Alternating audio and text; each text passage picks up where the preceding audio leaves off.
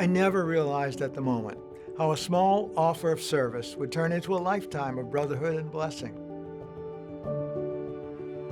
My name is Larry Kavanagh from the class of 1964.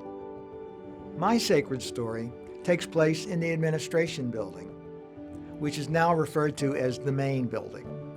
My two roommates and I lived next door in Sorin Hall when we met Father John A. O'Brien, who was then about 80 years old.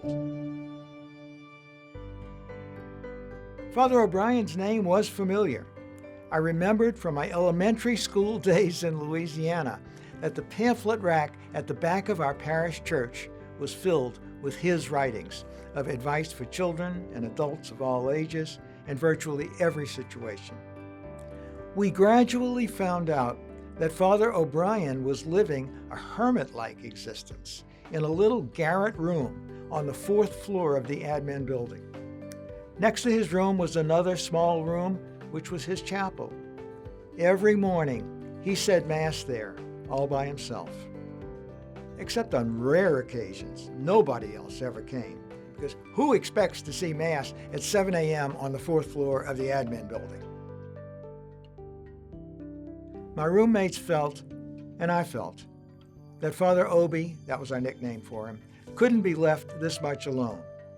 We decided to offer ourselves as his altar boys and take turns attending his morning Mass. We agreed we couldn't promise to be there every day, but we'd do our best. Father Obi was a delightful and holy man. We grew to love him. He became a sort of a father confessor to us. Shortly after we started this, 2 of our other classmates from Sorin joined our group, making 5 of us in all. We carried this project through the end of our junior year and throughout our senior year. We didn't tell anybody about this. We just did it. After graduation, Father Obi gave me a copy of one of his books with an inscription that read, "To Lawrence Kavanagh, my faithful acolyte, with gratitude and best wishes, John A. O'Brien." Almost 60 years later, I still have and cherish this book. Advent is a time of anticipation and preparation to receive the gift of love that is Christ.